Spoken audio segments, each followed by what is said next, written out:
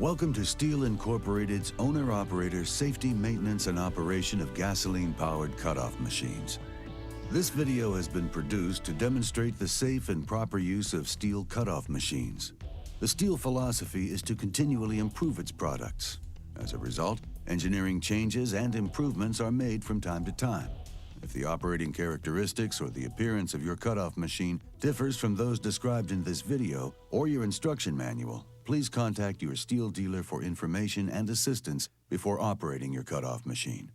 For safe operation, read and follow all the safety precautions in your cutoff machine's instruction manual. Fully understand this manual before operating your machine. Improper use can result in serious or even fatal injury. To reduce the risks of personal injury, only use the proper grinding wheels. Never lend or rent your cutoff machine without supplying the instruction manual, and be sure that anyone using your cutoff machine understands the information contained in the manual prior to use and has prior experience with such machines. Minors should never be allowed to use a cutoff machine.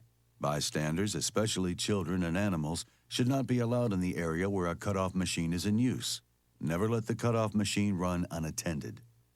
Employers should establish a training program for operators of gasoline-powered, handheld, portable cutoff machines to assure safe operation of these machines. These precautions and warnings apply to the use of all Steel Cut-Quick cutoff machines. A cutoff machine is a high-speed grinding tool, and some special safety precautions must be observed, as with any other cutoff machine, to reduce the risk of personal injury. We will discuss many of these precautions throughout this video. This portion of the video will point out the basic features found on most Steel Cut-Quick cutoff machines. Additional information on these features will be described in the appropriate sections throughout this video. Your cutoff machine will have an air filter system, one of the most important features of your machine that will require routine maintenance. This maintenance will vary by model and by manufacturer. Shown here is the Steel X2 filter.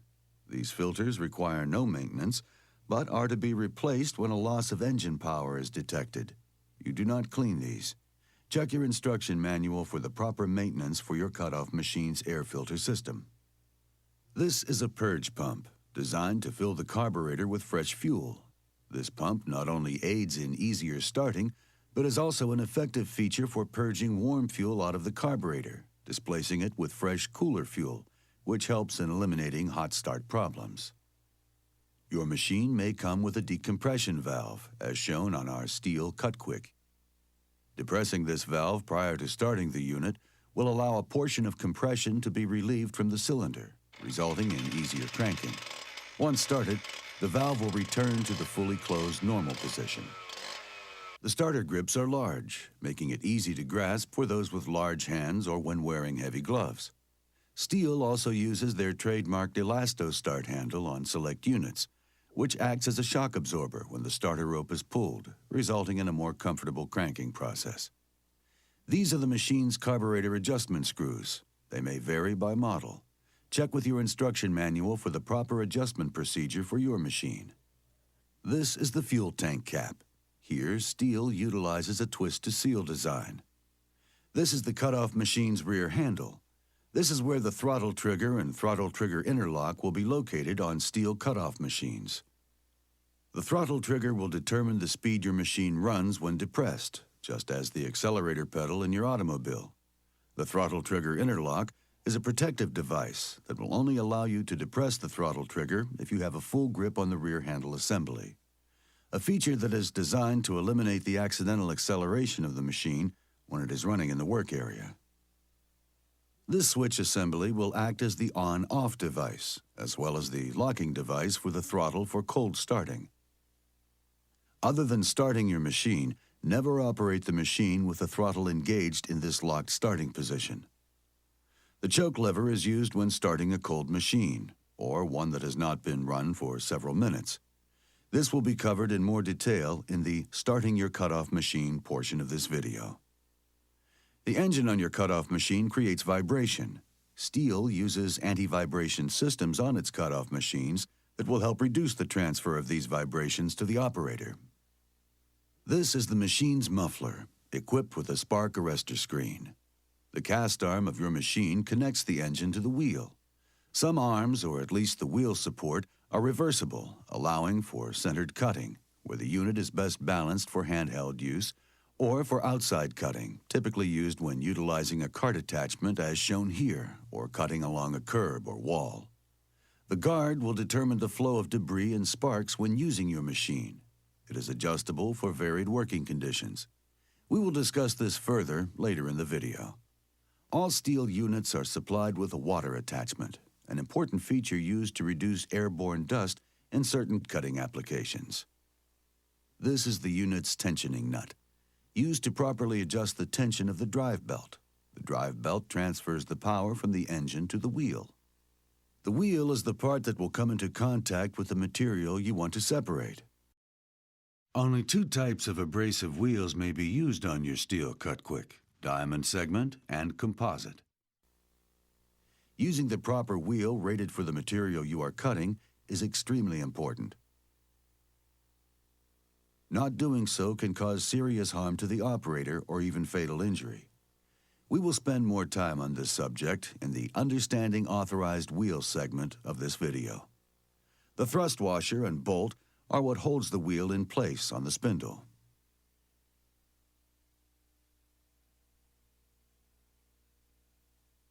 One area to pay close attention to is the type and condition of the abrasive wheels that you are using on your machine. Never use circular saw blades, carbide tip blades, rescue blades, wood cutting blades, or tooth blades of any nature on your cutoff machine. They can cause severe and even fatal personal injury from reactive forces, blade contact, or thrown teeth. Never cut wood of any type. We will cover reactive forces in more detail shortly in this video.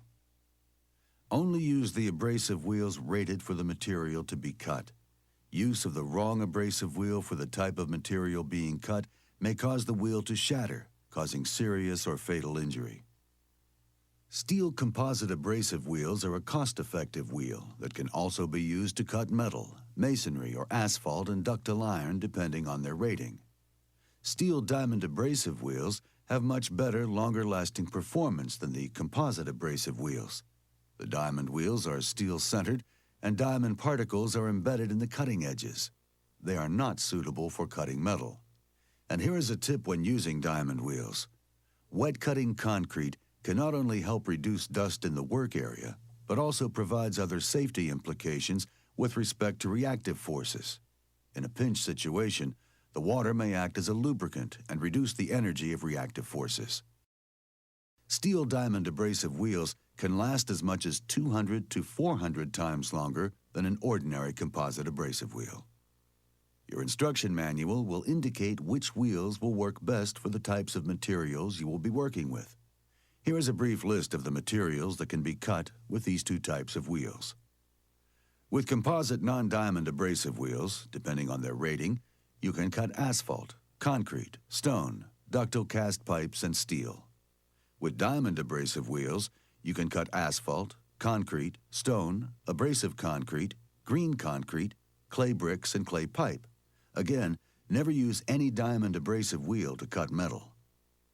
Always make certain that the maximum operating wheel speed rated for your wheel is above or equal to the spindle speed of your cutoff machine, as provided in the specifications of your machine's instruction manual. A wheel that is not so rated may shatter or break and poses a threat of serious or fatal injury to the operator. Always allow newly mounted composite abrasive wheels to run at operating speed with a properly adjusted wheel guard for at least 1 minute before use. While doing this, do not allow anyone to stand in front of or in line with the wheel. Inspect your wheels frequently. On composite non-diamond abrasive wheels, check for cracks or warping and replace immediately if you find either of these, as they could break or shatter if you continue to use them. If you feel unusual vibration or any other unusual operating condition while using a cutoff machine, stop the machine immediately. Determine the reason for the unusual condition and correct it before using the machine again. If an abrasive wheel has failed or broken, a thorough inspection must be made to determine the cause so it does not happen again before further use of the machine. If the problem cannot be determined and corrected, the machine should be checked by a servicing steel dealer before using the machine again. Never wear a wheel down to a size that allows the thrust washers, also known as flanges, to contact the workpiece. Also, never store and reuse a composite non-diamond wheel that has been used with water. Use these wheels up the same day and then discard them. Never remount a diamond abrasive wheel without first inspecting it for undercutting, flatness, core fatigue, segment damage or loss, signs of overheating or discoloration, and possible arbor hole damage. Never use any wheels that have been dropped. And always make certain that when you mount your diamond abrasive wheel to your machine, that you do so where the arrow on the wheel points in the same direction as the rotation of the machine's spindle. Also, when mounting your wheels, make sure that the thrust washer mating surfaces are clean, smooth, and straight so the wheel will run true. And always make sure that the wheel's label blotter has a diameter greater than the diameter of the thrust washers to protect the wheel material from having direct contact with the washers. An important step before operation of your cutoff machine is to ensure that you wear the proper clothing and that you have the proper, certified personal protective gear needed to do the job safely. Your clothing must be sturdy and snug-fitting, but allow complete freedom of movement. Wear overalls or long pants to protect your legs. Never wear loose-fitting jackets, scarves, neckties, jewelry, or flared or cuffed pants, and unconfined long hair or anything else that could become caught on obstacles or moving parts of the machine. As you can see in this demonstration, when operating, a cutoff machine can generate sparks which may ignite some clothing. To reduce the risk of injury in this situation, Stihl recommends that you wear clothing made of leather, wool, flame-retardant treated cotton, or tightly woven heavier cotton such as denim. Some other flame-retardant synthetic fabrics are also suitable, but others, such as, but not limited to, nylon, rayon, and acetate, can melt during a fire into a tar-like matter that can burn into the skin. Check the clothing manufacturer's instructions before use. Also, it is important that you always keep your clothing free of oil, fuel, grease, and other flammable substances. Good footing is extremely important when working with your cutoff machine. Wear sturdy work boots with non-slip soles. Stihl recommends that you wear boots that incorporate steel toes. You should always use heavy, non-slip gloves when operating your cutoff machine. They will improve your grip and help protect your hands. When working with a cutoff machine, you should always protect your eyes, ears, and head. To reduce risk to your eyes, always wear goggles or properly fitted safety glasses with adequate top and side protection that complies with ANSI Z87.1 standards. Protect your hearing by wearing plugs or muffs. If you operate a cutoff machine on a regular basis, you should have your hearing checked on a regularly scheduled basis. And to protect your head, wear an approved safety hard hat. Masonry, concrete, metal, and other materials can generate dust, mists, and fumes known to cause serious or fatal injury or illness, such as respiratory disease, cancer, birth defects, or other reproductive harm. If you're unfamiliar with the risks associated with a particular material being cut, review the material safety data sheet and/or consult your employer, the material manufacturer or supplier, government agencies such as OSHA and NIOSH, and other sources on hazardous materials. Control the dust, mists, and fumes at the source when possible, and utilize a water attachment for dust suppression when feasible. When the inhalation of dust, mists, and fumes from the cutting process cannot be eliminated, the operator and any bystanders should always wear a respirator approved by NIOSH and MSHA and rated for the material being cut. Cutting masonry, concrete, and other materials with silica in their composition may give off dust containing crystalline silica. Repeated and/or substantial inhalation of airborne crystalline silica can cause serious or fatal respiratory diseases, including silicosis. In addition, California and some other authorities have listed respirable crystalline silica as a substance known to cause cancer. When cutting such materials, always follow the respiratory precautions mentioned previously. Breathing asbestos dust is dangerous and can cause severe or fatal injury, respiratory illness, or cancer. Never use your cutoff machine to cut or disturb asbestos, asbestos-containing products, or products such as pipes which are wrapped or covered with asbestos insulation. If you have any reason to believe that you might be cutting asbestos, immediately stop and contact your employer or a local OSHA representative. One of the first things you will do before beginning work is transfer your cutoff machine to the area to be worked in. Follow these simple rules in transporting your machine to help assure its proper running characteristics as well as your own safety.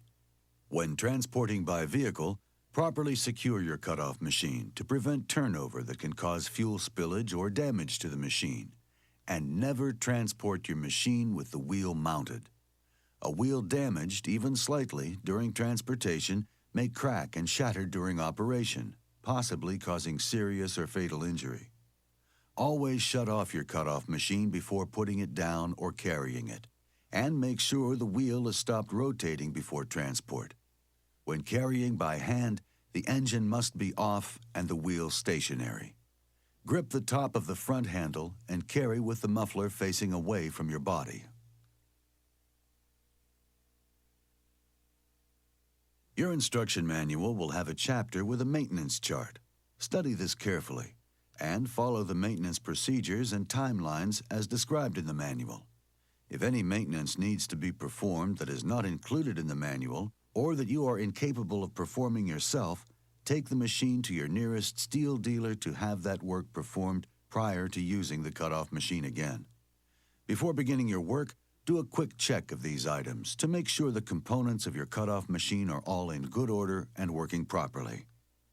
Check the machine over for loose or missing fasteners and tighten or replace if necessary.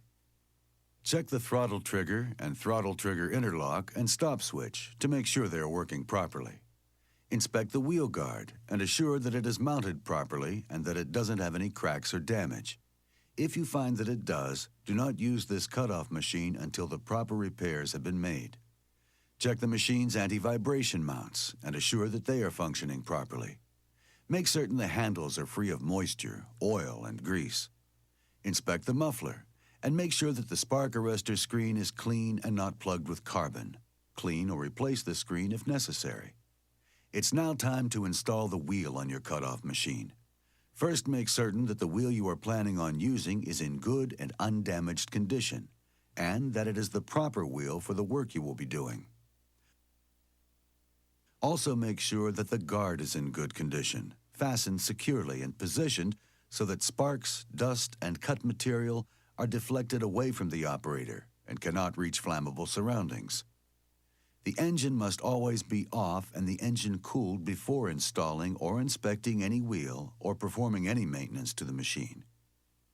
Now, block the shaft with the locking pin by inserting the pin through the hole in the pulley guard until the locking pin engages in one of the pulley spaces behind the guard. You will probably need to rotate the shaft slightly back and forth until you feel the pin engage. Fit the wheel onto the arbor, paying attention to the arrow on the wheel if it is a diamond wheel, so that the arrow is always pointing in the same direction as the forward rotation of the arbor. Composite wheels can be mounted either side. Install the thrust washer, making sure the tabs engage with the shaft grooves. Screw in the hex bolt and tighten. This should be hand tightened with the supplied wrench.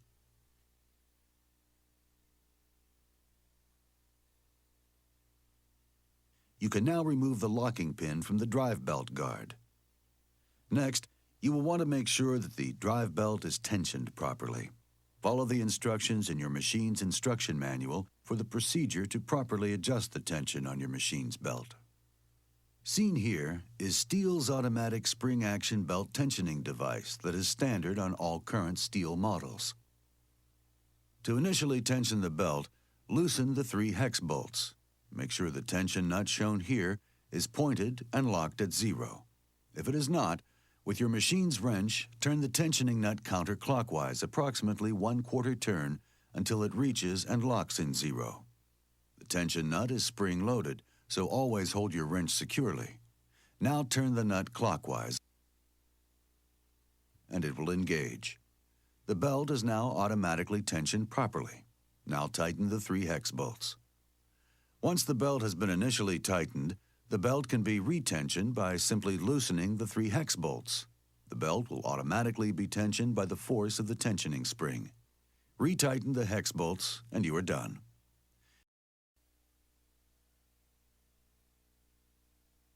Your cutoff machine will require a gasoline oil mixture. Stihl recommends its 50-to-1 two-stroke engine oil and a mid-range grade of quality unleaded gasoline with a minimum octane rating of 89. If this cannot be found in your area, use premium unleaded fuel. Never use an oil that is BIA or TCW rated, as they are made for cooler-running two-stroke water-cooled engines. Stihl cutoff machines are two-stroke air-cooled engines and require a different blend than the water-cooled oils.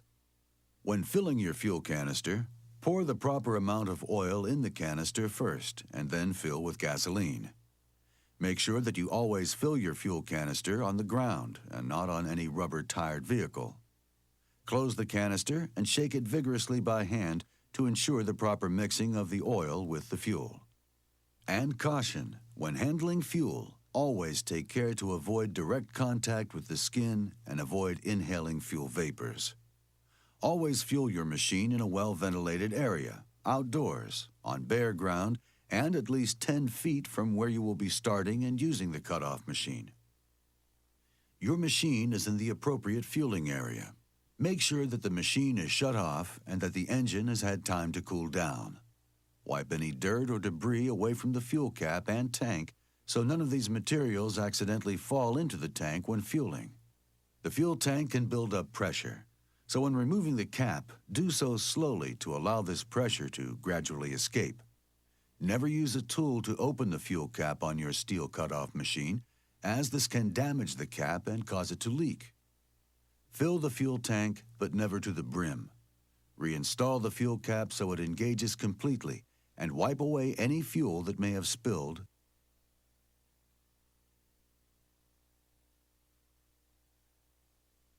And dispose of the cleaning rag in a safe area away from where you will be working. If when fueling you spill any fuel on your clothing, it is very important that you change clothes immediately and prior to using your cutoff machine. Do not rely on evaporation to dry your clothes.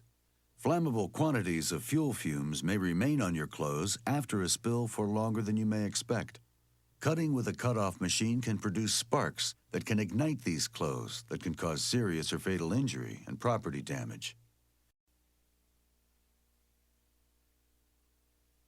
You are now ready to start your cutoff machine and begin work. Again, make sure that you are at least 10 feet away from where you fueled your machine. First, understand how the controls work. Begin by depressing the throttle trigger and the throttle trigger interlock at the same time and move the on-off switch to the start position. You can now release the throttle trigger and it will remain in a partially pressed position. Set the choke to fully closed if the engine is cold or has not been run for several minutes. If the engine is still warm and had just been shut off, you will set the choke in the mid position, setting the throttle trigger at fast idle. Press the compression release button in. Once the engine is fired, this will release automatically and close itself. If your cutoff machine has a purge button, press this button several times until you see the bulb filled with fuel. This will fill the carburation system and fuel lines with fresh, cool fuel for faster, easier starting. Never drop start your cutoff machine. This is extremely dangerous, and you can easily lose control of the machine. Only use the following methods of starting your cutoff machine each and every time you start it. Stihl offers 2 distinct handle designs on their cutoff machines, a top handle design and a rear handle design. For the top handle design units, use the following starting method. Make sure the machine is sitting in a clear and unobstructed area for starting, and that no bystanders are in the area. With the machine sitting securely with the wheel clear of the ground and with solid footing, place your left hand on the forward handle with the thumb fully wrapped around the handle and press down firmly on the machine with a locked elbow. Kneel with your right knee on top of the rear handle. Grasp the starter handle with your right hand and pull gently on it until it engages. Now pull sharply on the rope. Do not let the rope and starter grip snap back. This could cause it to break. Slowly allow the rope to rewind and repeat the pulling procedure until the machine tries to start. On the rear handle designs, you will follow the same directions of making sure that the machine is sitting in a clear and unobstructed area, that there are no bystanders in the area, and with the machine sitting securely with the wheel clear of the ground, with solid footing. Place your left hand on the forward handle with the thumb fully wrapped around the handle and press down firmly on the machine with a locked elbow. Now place your right foot through the opening of the rear handle. Grasp the starter handle with your right hand and follow the procedure as described previously. The first time the machine attempts to start, once again push in the compression release button and move the choke to the open position. Not doing so and trying to start one more time with the choke in the full choke position may immediately flood the machine. Pull on the starter rope. When the engine starts, squeeze the throttle trigger lightly for about 30 seconds to allow the engine to warm up. When the carburetor is correctly adjusted, the wheel will not turn at idle. If the wheel turns at idle, you can adjust the idle screw appropriately. Turning the screw clockwise speeds up the idle, and counterclockwise slows the idle down. If you are unable to keep the wheel from turning at idle, refrain from using that machine any further until you can return it to your steel dealer for the necessary repairs or adjustments. To stop the engine, simply move the off-on switch to the off position and wait for the wheel to come to a complete stop.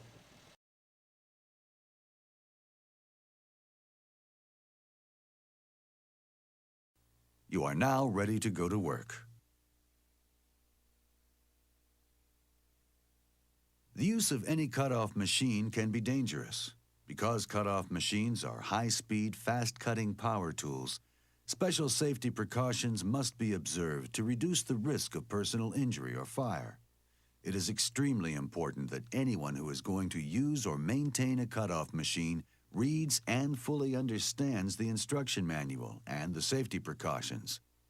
You must be in good physical condition and mental health and not under the influence of any drugs or alcohol that might impair vision, dexterity, or judgment. Don't operate a cutoff machine when you are fatigued.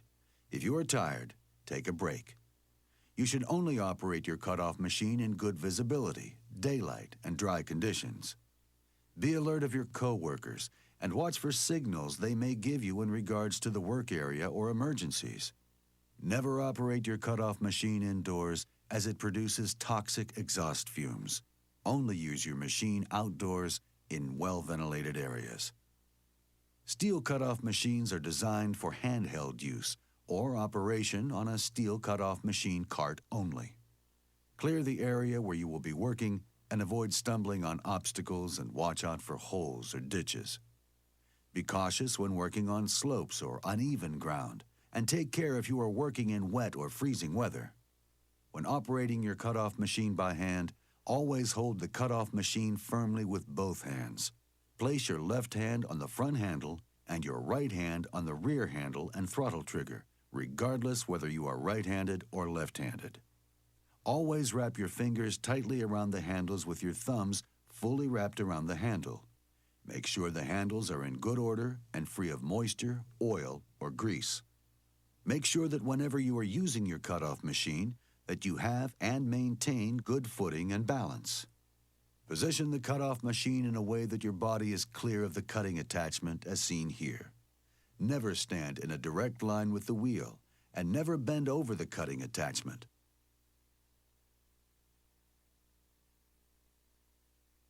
It is preferable that you have your left elbow locked when operating the machine. Make sure the wheel guard is adjusted properly so that sparks, dust, and other materials are deflected away from the operator and cannot reach flammable surroundings. To reduce the risk of injury from fire, do not cut into any pipe, drum, or other container without first inspecting it and assuring that it does not contain a volatile or flammable substance. It is essential that you determine the direction of the cut exactly before applying the abrasive wheel to the work. Wheels are constructed for radial pressure only. Lateral side pressure must be avoided.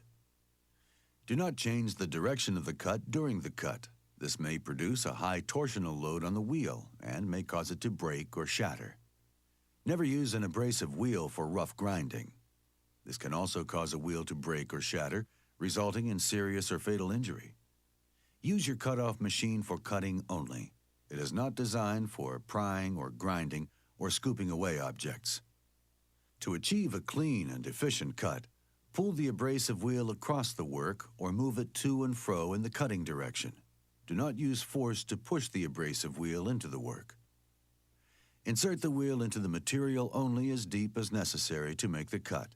Do not exceed approximately 2 inches in depth per pass. Do not operate in an area where the water or sludge can come into contact with live electric wires or sources. Another tip, whenever you are making long, straight cuts on a wall or a floor using water and have marked your work with a chalk line, paint over the chalk line with a clear spray lacquer prior to cutting. This can help reduce the chance that the water will wash off the chalk line as you work. Never reuse a composite non-diamond abrasive wheel that has previously been used with water.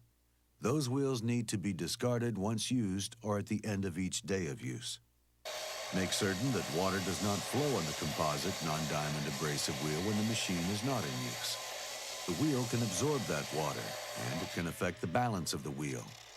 It is a good idea to shut off the water to the wheel before the wheel stops at full throttle for approximately 30 to 45 seconds so that excess water will be slung off. And be sure that water is being evenly applied to both sides of the wheel, since uneven distribution can cause one-sided wear.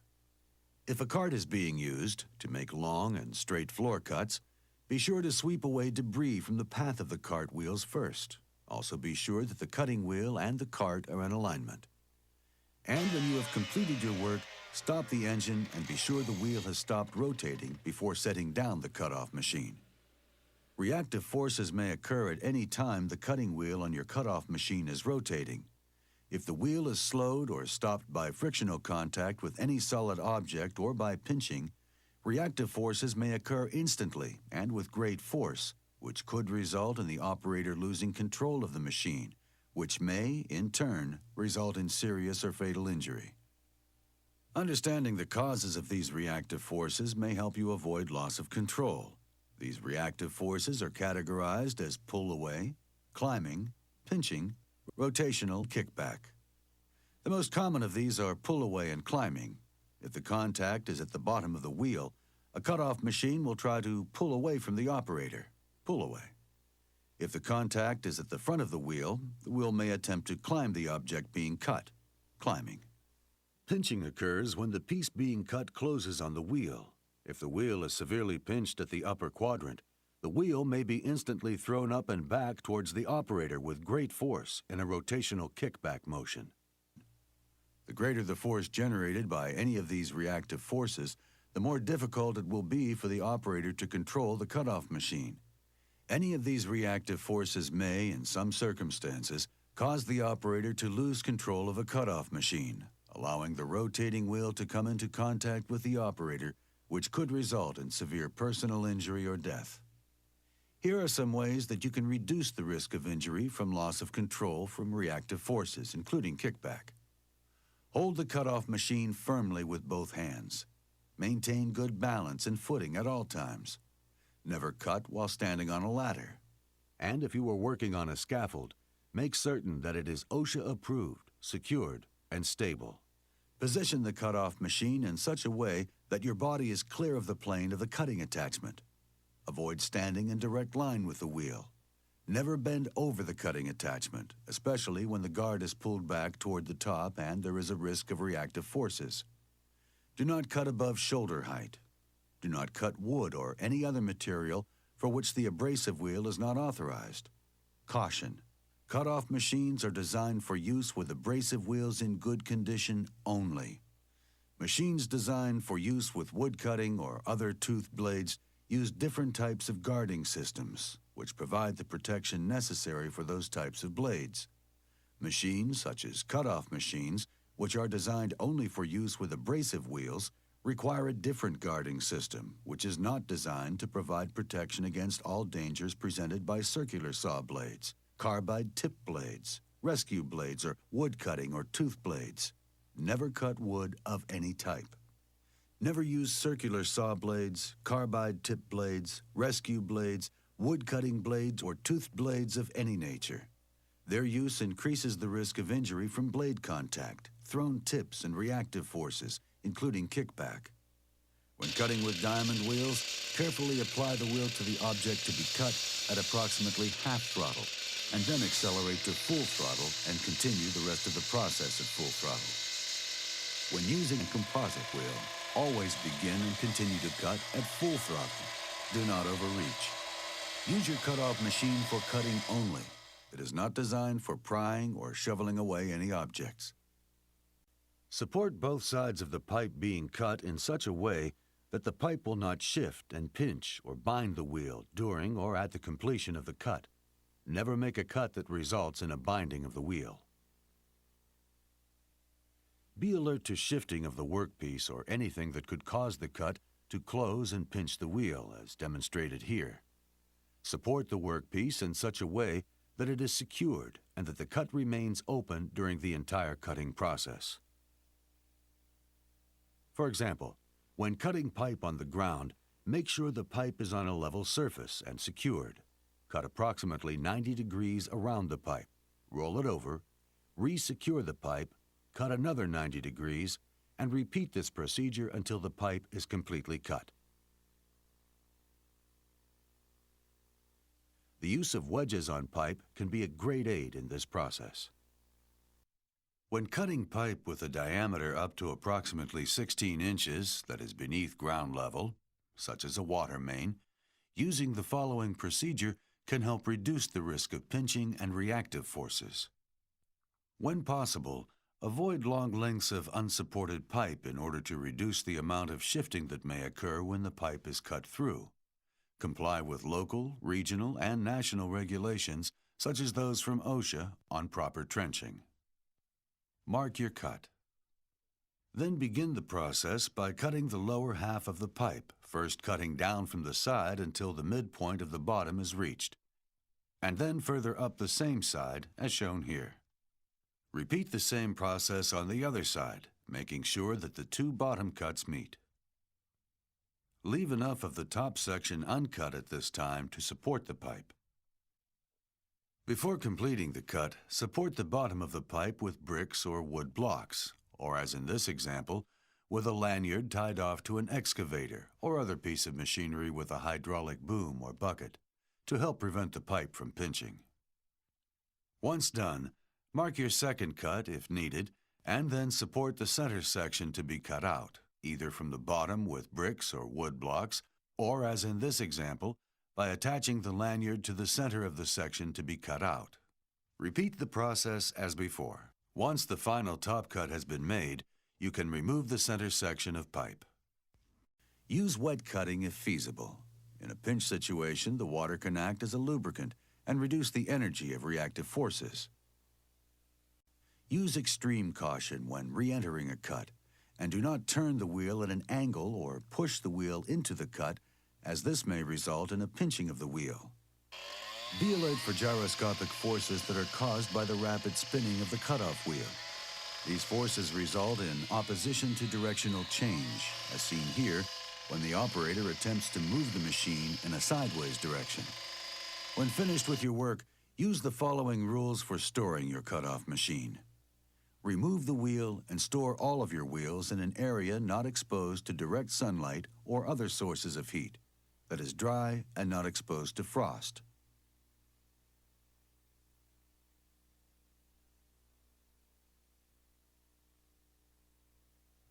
A temperature-controlled area is best. And remember, if you have a composite non-diamond wheel that you have used with water that day, break it and discard it, not to be used again. Clean your machine of dust and other materials, drain the fuel tank into an approved container, and run the engine at idle until it quits, which will purge it of any excess fuel still in the system. And finally, always store your cutoff machine in a dry, secure area where unauthorized persons will not have access to it. We hope this training helps you better understand the safety, maintenance, and operation of your Stihl gasoline-powered cutoff machine. Thank you for taking the time to learn more about Stihl.